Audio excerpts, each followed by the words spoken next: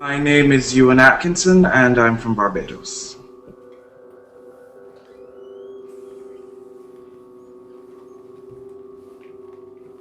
My name is Seyhan Musaoglu. I'm from Istanbul, Turkey originally. I was born in Paris, France, and then my family, we moved back to Istanbul and grew up there.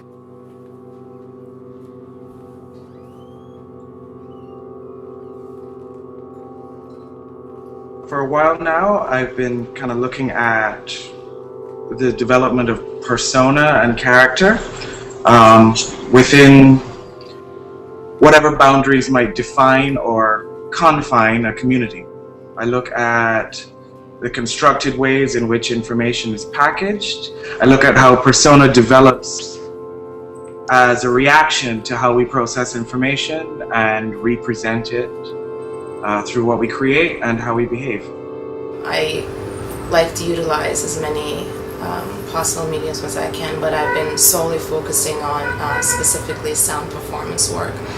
And I'm interested in the social constructs in relation to art history. So I'm interested in that notion of the audience, performer interaction, and what are the limits. My interest in performance is primarily theatrical. I'm interested in aspects of play and artifice. So for me, play is vital, and in a lot of projects that I've done, even though they're photographically based rather than video or live performance, I do, in a masquerade-like fashion, perform various characters.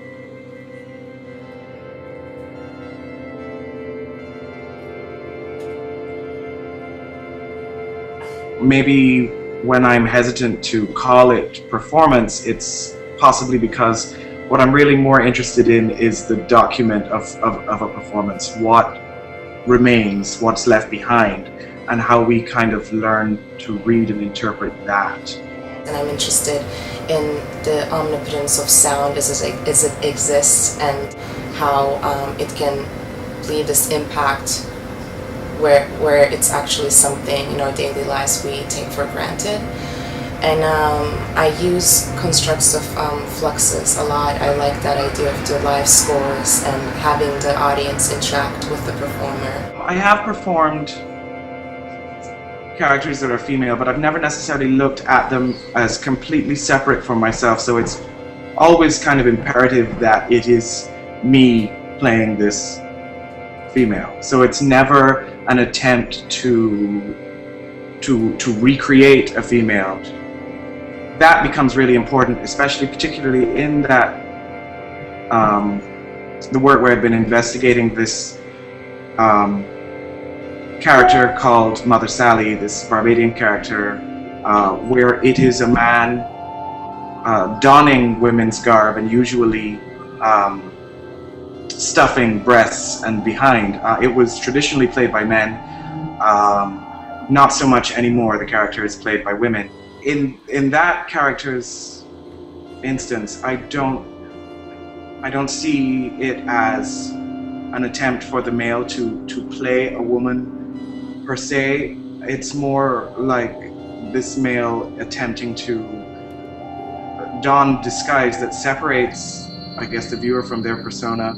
If they were not necessarily aware of the tradition, the piece starts to speak about other things, which are, I guess, questions of gender and sexuality. I have a classical guitar training from as a kid, and so I'm interested in, when I'm making sound art, especially when I'm doing kind of more experimental noise stuff, I'm interested in having that structure.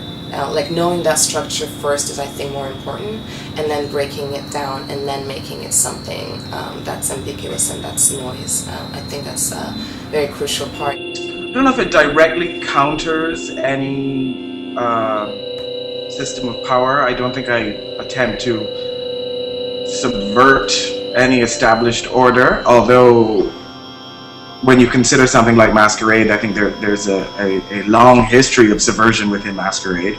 But I think I think what I try to dig into is an attempt to investigate kind of a ongoing and never-ending negotiation between the private and the public, the personal and societal. So, I mean, to be realistic, I don't think the work we do directly interacts with the society.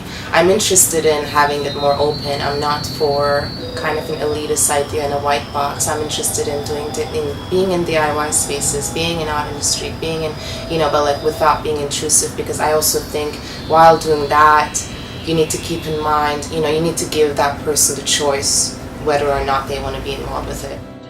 The performer, in this sense, in Masquerade, can take on this persona that enables a certain sense of power or a voice. You can become something else, someone else, and you're often kind of protected by this situation where the viewers understand that this is play in some way and you are not you. On the other hand, Masquerade also provides an opportunity, I think, to play yourself, to provide maybe an outlet for behavior or practices that you may not ordinarily be allowed or feel comfortable enacting. So it can be empowering in those senses.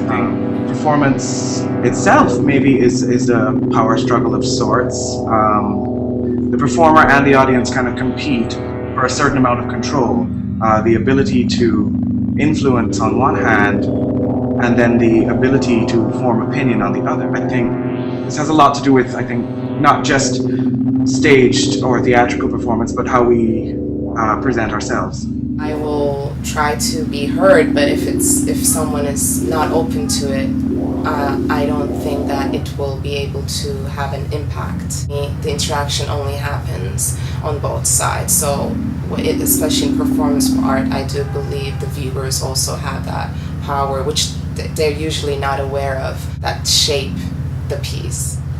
And it could be as little thing as sighing or clapping or standing. It definitely changes the mood, because the body's presence in a room is just by breathing and being, and even the silence has such a powerful omnipotence that it really shifts the whole mood. And I think I try to use those things and have those things really empower all of us, not just me, but the audience as well. I think there's a certain kind of audience that is willing to be manipulated,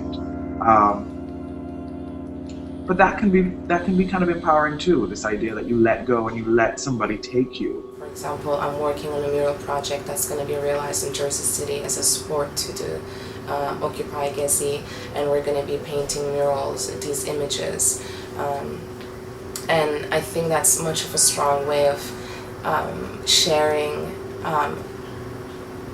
your ideas and supporting them, as opposed to making it all about identity politics in your work. Currently in my hometown, there's been action movement as known as the Occupy Gezi, and it really started as this public park that's in the middle of this really popular city square, the Taksim Square.